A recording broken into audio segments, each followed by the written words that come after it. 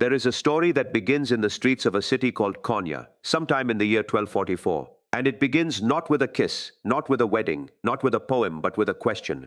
A wandering man, dressed in black, dusty from years of walking, stops the most respected religious scholar in the city. A man surrounded by hundreds of students, a man whose sermons draw crowds, a man who has spent his entire life mastering the sacred texts. And he asks him something so simple, so absurd, that the scholar does not know how to answer. And in that silence, in that one unanswerable moment, the entire course of human understanding about love changes forever. The scholar's name was Jalaluddin Rumi. The wandering man's name was Shams Tabrizi. And what happened between them over the next few years did not just transform a poet into a legend. It revealed something about love that most human beings, even after a lifetime of loving and losing and loving again, will never come close to understanding. Tonight I want to talk to you about that man, Shams Tabrizi, and about the love he understood.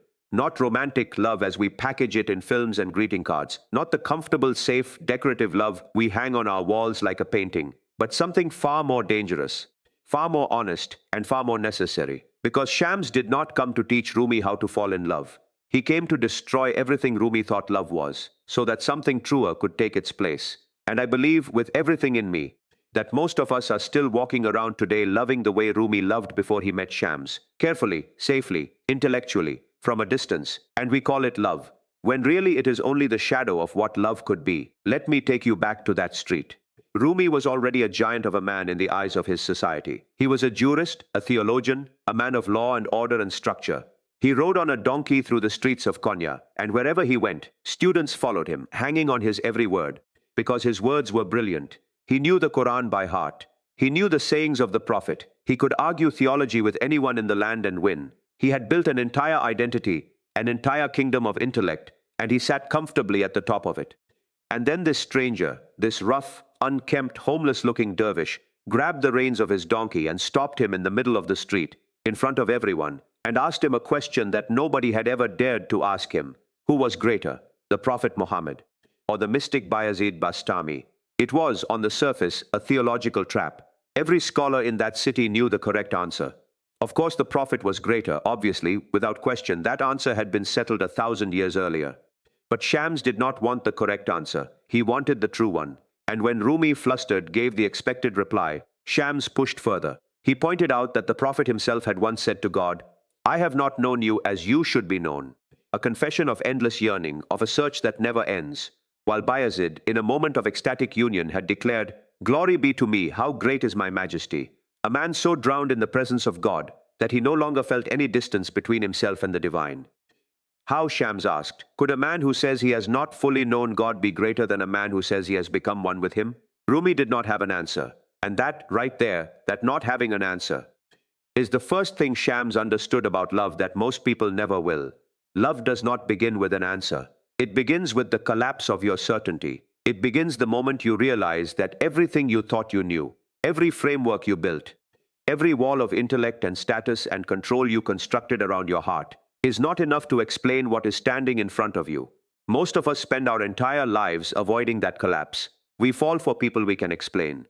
We fall for people who fit inside the story we already have about ourselves. We call it love when it confirms what we already believe, and we run from it the moment it threatens to undo us. But Shams knew, and I want you to sit with this, that real love, the kind that actually changes a human being, cannot arrive without first breaking something.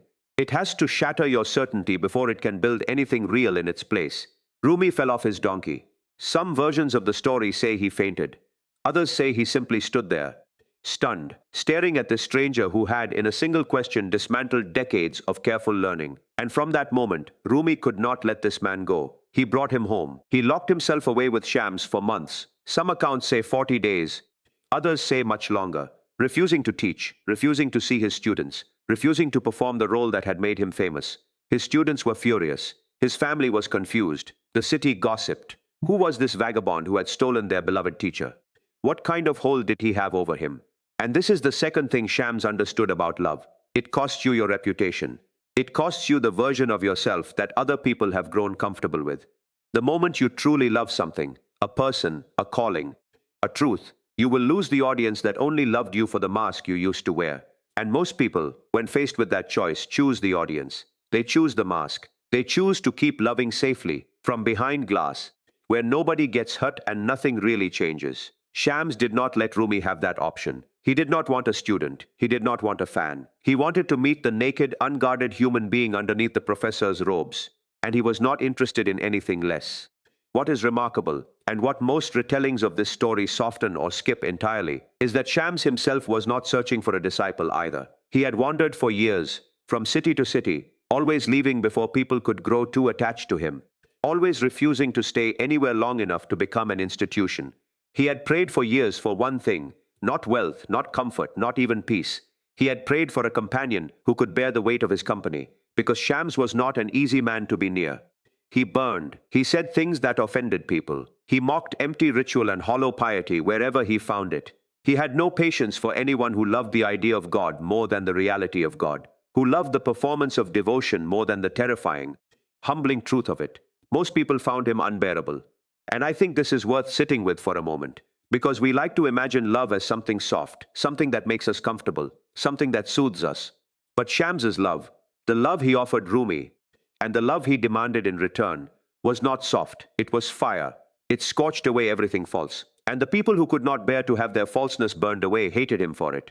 This, I believe, is the third thing Shams understood that most people never will. Love is not the opposite of pain. It is the willingness to be undone. We have built an entire culture around the idea that love should feel good, that if a relationship is difficult, it must be wrong, that the presence of struggle is evidence of incompatibility. But every mystic who has ever written seriously about love, not the poets who write about love from a safe distance, but the ones who lived inside it and nearly died there, describes it as a kind of burning. Love, in the Sufi tradition that Shams belonged to, is often symbolized by fire, and the lover is the moth, who does not simply admire the flame from across the room but flies directly into it, fully aware that this flight will consume him, and chooses it anyway, not because he is reckless, not because he does not value his own life, but because he has understood something that the moths who stay safely in the shadows will never understand, that there is a kind of life that is only available on the other side of that burning, and no amount of comfort in the shadows can replace it. Rumi before Shams was a moth who admired the flame from a great distance, and wrote elegant, careful sermons about its beauty. After Shams, Rumi became a moth who flew directly into it. And what emerged from that fire was not death but poetry, 40,000 verses of it, poured out over the remaining years of his life, poetry that people all over the world in dozens of languages still turn to today when they are trying to understand what it means to love and to lose and to keep loving anyway. Rumi did not become the most translated poet in human history because he wrote nice things about flowers and moonlight. He became who he became because a stranger stopped his donkey in the street and refused to let him keep loving safely.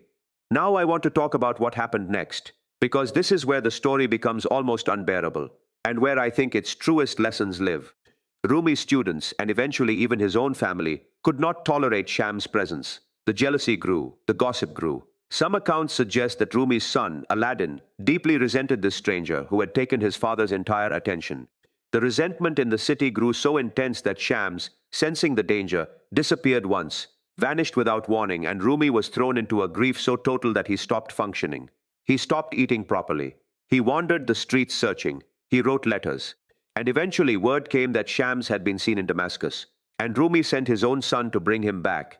And when Shams returned, the reunion was, by every account, one of the most powerful moments either man ever experienced. So powerful that Rumi threw himself at Shams' feet, and neither of them could tell, in that embrace, who was the lover and who was the beloved, who was the teacher and who was the student. Because in true love, Shams believed those roles dissolve. There is no longer a person who loves and a person who is loved. There is only love itself, moving through two bodies that have for a moment forgotten they are separate. But the peace did not last.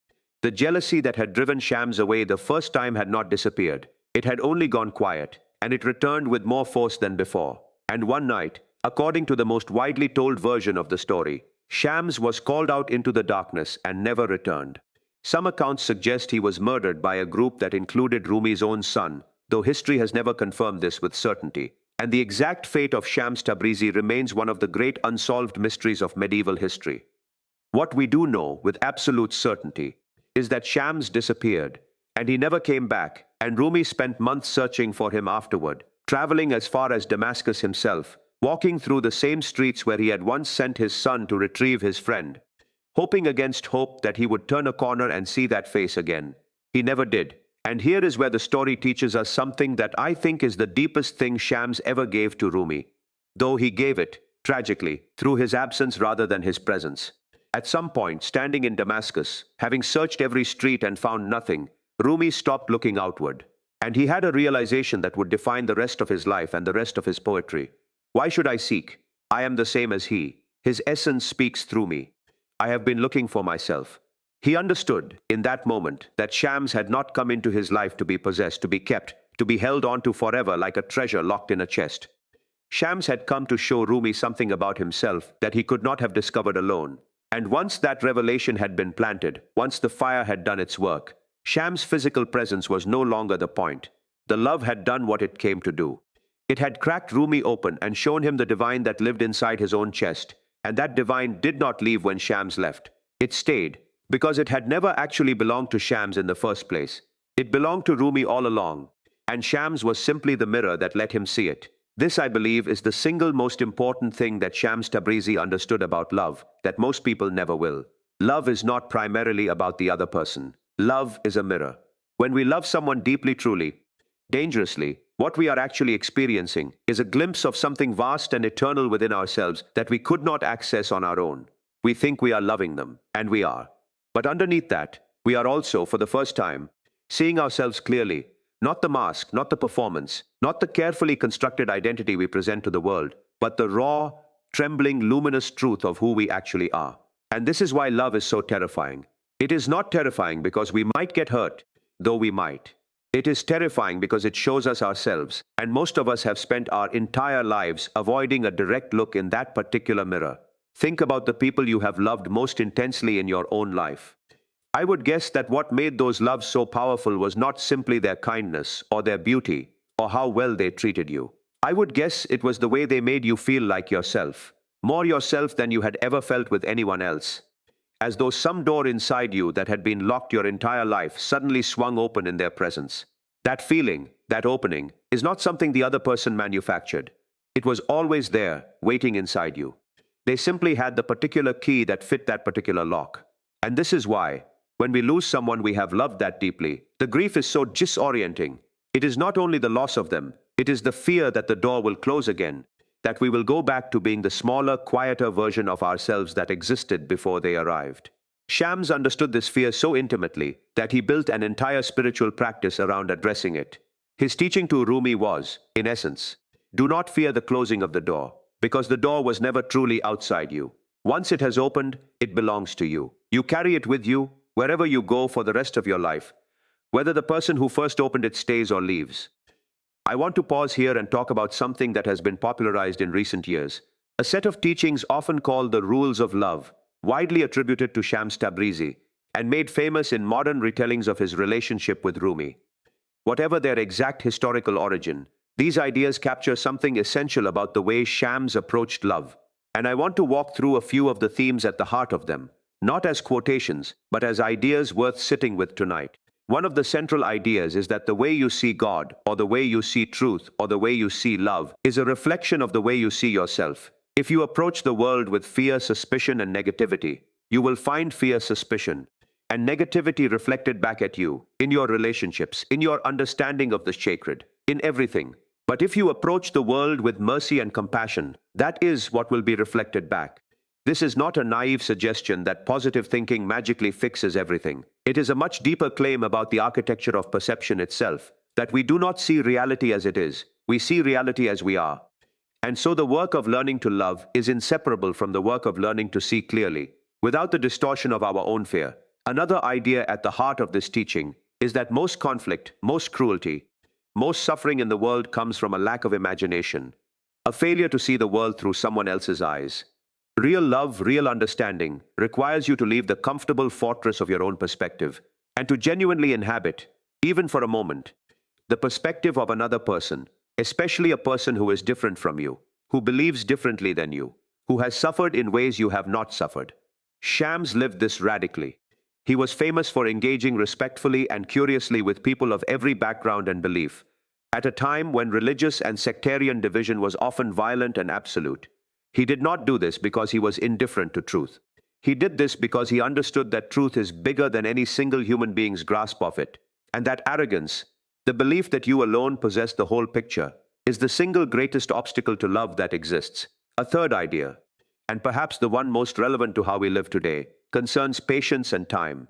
We live in an age of instant gratification, where we expect connection to happen quickly, where we swipe past people in seconds, where we measure relationships by how efficiently they meet our needs. The old teaching insists on something almost unfashionable, that real transformation, real love, real spiritual growth cannot be rushed. It happens the way a seed becomes a tree, slowly and visibly, with long periods where nothing appears to be happening at all, followed by growth that could not have occurred any faster than it did. Shams did not transform Rumi in a single conversation. It took years of intense, difficult, often painful companionship. And I think this is something our generation, in particular, desperately needs to hear. If you are waiting for love to arrive instantly, fully formed, requiring no patience and no endurance, you are waiting for something that does not exist. The love that actually changes people is slow, and it asks something of you, and it does not care about your schedule. There is also, running through everything Shams taught, an insistence that love must include the whole self, not a curated, polished, acceptable self, but the whole messy truth of who you are, including your doubts, your anger, your grief, your contradictions. He had no patience for people who performed piety while hiding cruelty, who spoke sweetly in public while harboring resentment in private. He believed that the split between our inner life and our outer performance was itself a kind of spiritual sickness, and that love, real love, could not survive that split. You cannot truly love another person while hiding half of yourself from them. And you cannot truly love yourself while pretending that only your acceptable parts are worthy of love. Wholeness, not perfection, was always the goal. Now, let's bring this back to the present moment. Because I did not gather you here tonight simply to admire a story from 800 years ago.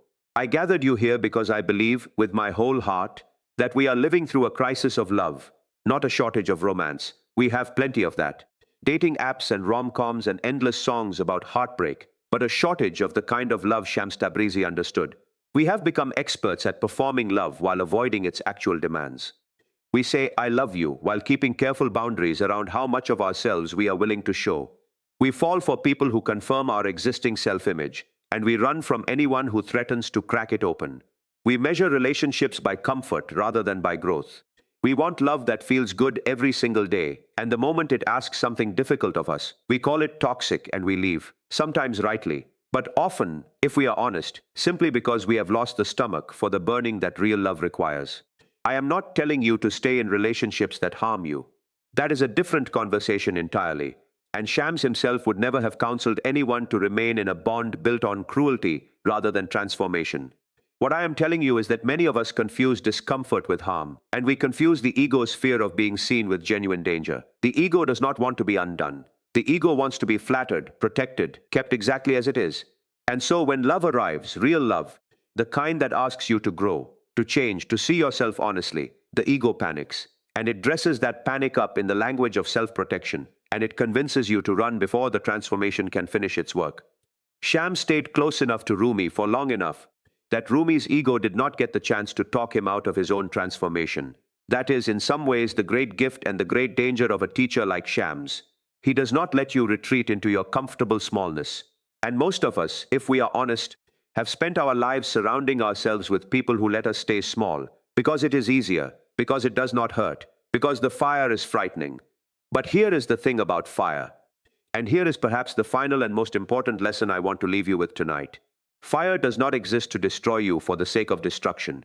Fire exists to burn away what is false so that what is true can finally be seen. When Rumi lost Shams, truly lost him, permanently, without resolution, without a body to bury, without even certainty about what had happened, he did not become a smaller man. He did not become bitter, or closed, or afraid to love again. He became the author of the Masnavi, one of the most profound spiritual texts ever written, a work that opens with the image of a reed cut from the reed bed, crying out in longing to be reunited with its source, a metaphor scholars widely agree for the soul's separation from the divine, and by extension, for Rumi's own separation from Shams. That grief, instead of closing him, opened an entire ocean of expression that has now reached hundreds of millions of people across nearly 1,000 years. The love did not end when the person disappeared. The love transformed into something that could hold the whole world, This is what Shams knew that most people never will. Love is not measured by how long you get to keep it. Love is measured by how thoroughly it changes you, and by what you are able to give to the world once that change has taken root. We live in a culture obsessed with permanence. We want relationships that last forever, and we measure a love's worth by its duration. And when a relationship ends, even a profound one, we often speak of it as a failure, as though the only successful love is the one that never stops. But Shams and Rumi's love, arguably one of the most influential relationships in human spiritual history, lasted only a handful of years, ended in mystery and possibly violence, and yet it produced an ocean of wisdom that is still transforming lives across the entire planet today. The love was not a failure because it ended. The love was a triumph because of what it made possible. I want you to think tonight about the people who have cracked you open in your own life. Not necessarily romantic partners, though they may be included, but also friends, mentors, even strangers who said one true thing to you at exactly the right moment and changed the course of how you see yourself. I want you to ask whether you honored what they gave you, or whether you spent your energy mourning the fact that they eventually left, or changed, or could not stay in your life forever. Because I believe Sham would tell you that the mourning is understandable, even necessary, but that it cannot become the whole of your response. At some point, like Rumi standing in the streets of Damascus, you have to stop looking for them out there and start asking what part of them now lives inside you, permanently incapable of being taken away. Because it was never truly theirs to give in the first place. It was always yours, and they simply helped you find it. I also want you to think about who you are for the people in your life. Are you a mirror that reflects fear back at them, or a mirror that reflects their own possibility? Are you someone who lets the people you love stay small and comfortable because it is easier for both of you? Or are you someone willing to ask the uncomfortable question, the way Shams asked Rumi about the Prophet and Bayazid? The question that might knock someone off their donkey, but that might also be the exact question they have been waiting their whole life for someone to have the courage to ask. Real love is not always gentle. Sometimes the most loving thing you can do for another human being is refuse to let them keep performing a version of themselves that both of you know, somewhere underneath, is not the truth. And finally, I want you to think about your relationship with the sacred, however you define that word, God, the universe, the source, meaning itself. Because underneath everything Shams taught about human love was a conviction that human love, at its most intense and most honest, is a doorway into something larger. When you have loved someone so completely that the boundary between you seems to dissolve, when you have felt, even for a moment, that you would give everything you own and everything you are for their well-being, you have brushed against the same territory that mystics throughout history have described when they speak of the love of the divine. Shams did not separate these categories the way we tend to. He believed that if you learn to love a human being honestly, without hiding, without performing, without running from the fire, you were simultaneously learning how to love truth itself, however you understand it. The two were never separate lessons. They were the same lesson, worn in different clothing. So let me leave you with this. Somewhere out there right now is a version of the encounter that changed Rumi's life waiting to happen to you, if it has not already. It might arrive as a person. It might arrive as a loss. It might arrive as a single sentence spoken by a stranger who has no idea of the weight it carries. And when it comes, you will have a choice, the same choice Rumi had standing in that street 800 years ago. You can protect your certainty, defend your careful identity, keep your donkey steady, and walk on as though nothing happened. Or you can fall. You can let the question you cannot answer undo the story you have been telling about yourself for years. You can let the fire in. Shams Tabrizi did not spend his life trying to be loved by everyone. He was by most accounts a difficult man to be near, sharp-tongued, uncompromising, impossible to keep at arm's length. He was not interested in being liked. He was interested in being true, and in finding one soul brave enough to be true alongside him.